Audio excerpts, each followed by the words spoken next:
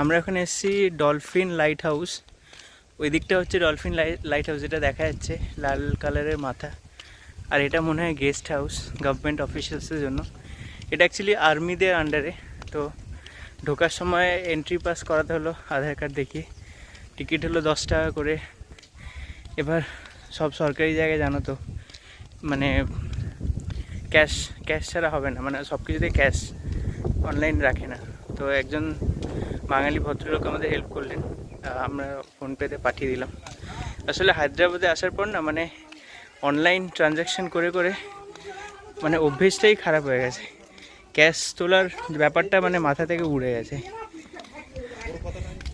মানে ভিউটা দেখুন, কি অসাধারণ ভিউ। আমরা প্রায় অনেকটা উঁচুতে আছি, অল্টিটিউডে আছি। ওখান থেকে পুরো সমুদ্রের ভিউ আছে, ওদিকে লাইট হাউস, অসাধারণ।